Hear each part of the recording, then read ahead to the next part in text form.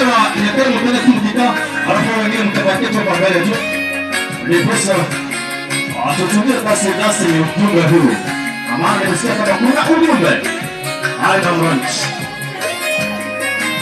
Asante vijana kwa sababu mmechagua Bwana.